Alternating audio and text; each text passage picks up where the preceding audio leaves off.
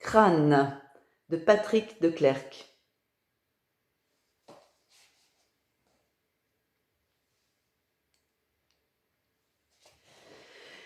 Imaginez un hôpital de taille moyenne, un hôpital comme sont les hôpitaux, gris-brun, moderne, avec cet on ne sait quoi d'un rien las. Celui-ci, en plus d'être entouré de voitures, l'est aussi d'un petit jardin. Quelques bancs, un peu d'herbe, 2 ou 3 palmiers. Nous sommes dans le sud de la France. Nous sommes fin mars. Le ciel est couvert, mais il ne fait pas vraiment froid. Les palmiers agitent doucement leurs longs éventails dans le vent. Au 5e et dernier étage de ce bâtiment règne un silence particulier, un silence d'une gravité spéciale. Cet étage est celui de la neurochirurgie. Neurochirurgie délicate entre toutes, celle du cerveau uniquement. Tous les, comment dit-on, les patients, les impatients, hommes, femmes, enfants de ce monde restreint et clos, ont été récemment opérés, ou le seront demain ou plus tard, opérés de leur cerveau. Cerveau accidenté, cerveau semi-noyé de ruptures artérielles, ou cerveau pourrissant, doucement ou rapidement, de diverses formes de cancer. On y compte 18 chambres. 2 sont des chambres individuelles, les autres sont doubles.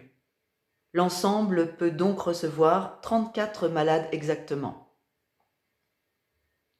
En plus de ces chambres, il existe un local de 3 douches et, bien sûr, le bureau des infirmières. Tout cela est habituel, normal et attendu. Ce qu'il est peut-être moins est que cet étage semble libre du désordre quotidien d'un service hospitalier. Chaises roulantes, lits sans matelas, électrocardiographe qui traîne souvent çà et là. Rien, ici, de cette nature. Le couloir, les portes des chambres, 2 ou 3 infirmières affairées et discrètes comme des phalènes, et le silence.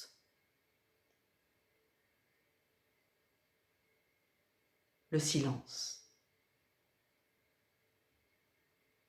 Le silence. Et dans une des chambres de cette lourde paix, il est 2 hommes. Le premier a environ 70 ans, peut-être un peu plus. Comme il est le plus ancien de quelques jours, mais logique hospitalière autant que carcérale oblige, il profite du meilleur lit, celui le plus proche de la fenêtre. Quoique ce spatial et esthétique avantage l'a ainsi éloigné des toilettes qui, elles, sont, comme on sait, toujours au plus près de la porte des chambres d'hôpital. Tout se paie, et rien, jamais, n'est simple, et univoque encore moins. Mais nous reviendrons à ce personnage plus tard. Il s'agit maintenant de présenter l'autre occupant de cette chambre, soit le héros. Héros au sens le plus léger et presque exclusivement théorique, pour ne pas dire ridicule, de notre histoire. Cet homme qui vient d'arriver. Qu'importe son nom, lui-même sait que les noms ne sont que des hasards frivoles. Qu'importe son nom. Appelons-le Nart. Alexandre Nart. Cela suffira. Alexandre Nart. 1,79 m et demi. Et combien l'irrite depuis son adolescence cette moitié de centimètre manquant. Et 110 kilos, dont 15 de gras, qui lui permettent de s'abriter derrière un faux air d'ancien catcheur, nageur ou judoka. Discipline que ce velléitaire, paresseux de nature et d'essence, ne pratiqua jamais, ou si peu. S'il survit jusque-là, cet ancien enfant aura 60 ans dans quelques mois. Son crâne, rasé, l'est depuis fort longtemps.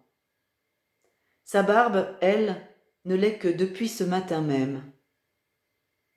Ce n'était point là une obligation stricte, mais plutôt une sorte d'appuyée suggestion de l'anesthésiste qu'il avait vu en préparation à cette aventure. Il semblait qu'en chirurgie éveillée, le risque... Mais nous allons trop vite. Revenons, pour l'instant, à la présentation de notre héros. Notre héros, dont la tête chauve et glabre rappelle irrésistiblement un œuf. Un œuf de fort mauvaise humeur, la bouche dure, les yeux presque noirs, fixes et froids.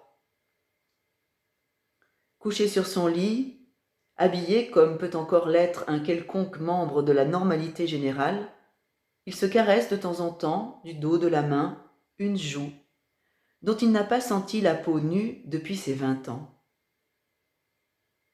Il constate que, sans sa barbe, il se sent ridiculement indécent et esquisse à cette pensée idiote l'ombre d'un demi-sourire. Puis, un peu comme un gamin au premier jour de pensionnat, il se met à examiner sa nouvelle chambre. Elle n'est ni intéressante, ni même sale, juste minimaliste, factuelle et légèrement usée. Le plastique beige collé sur les murs en guise de papier peint, censé résister au pire et être, si nécessaire, désinfecté, est déchiré par endroits. Le sol, plastifié lui aussi, porte quelques sombres cicatrices de lits trop souvent déménagés. Les portes des 2 placards à vêtements, d'un blanc maintenant fatigué, montent la garde en silence. Une visite à la salle de bain révèle l'inévitable petite poignée métallique, solidement fixée au mur pour aider à se lever des toilettes ceux qui n'auraient plus la force d'y parvenir seuls.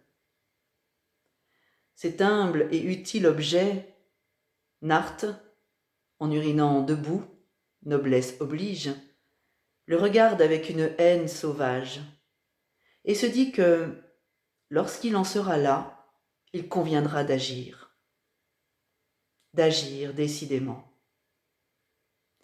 Puis il retourne s'allonger et résiste à la tentation d'adresser un vilain majeur à l'obscène télévision qui, œil d'un dieu voyeur comme ils le sont tous, regarde son lit avec une déplaisante et noire impatience.